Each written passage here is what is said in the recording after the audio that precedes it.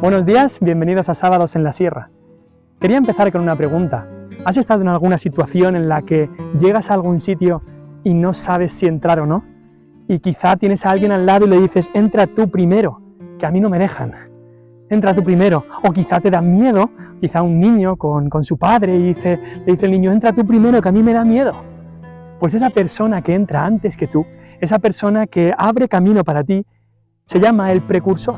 Entra antes, entra primero, abre el camino.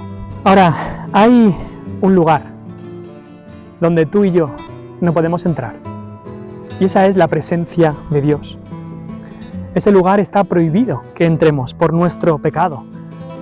Hemos roto la ley de Dios y tenemos prohibido ese lugar, pero también estamos no solamente prohibidos para entrar, sino también cohibidos, porque hay un miedo natural en nosotros, porque merecemos el castigo. No podemos estar dentro de la presencia de Dios, cerca de Dios, por nuestro pecado. Pero hay un versículo precioso en Hebreos 6:20 que nos dice que Jesús entró allí a la presencia de Dios, entró dentro del velo.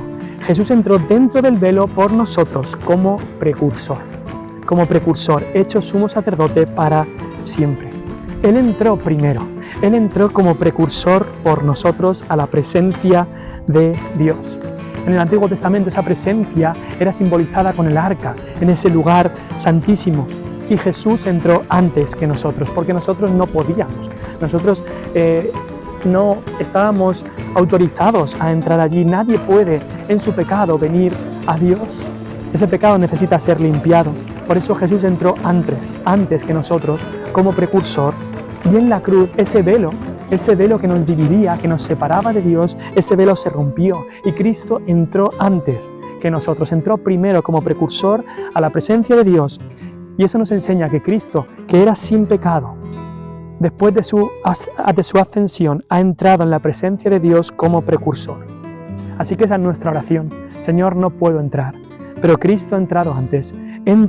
Entraste tú, Señor, primero, y ahora puedo entrar contigo porque tú eres mi precursor y Salvador.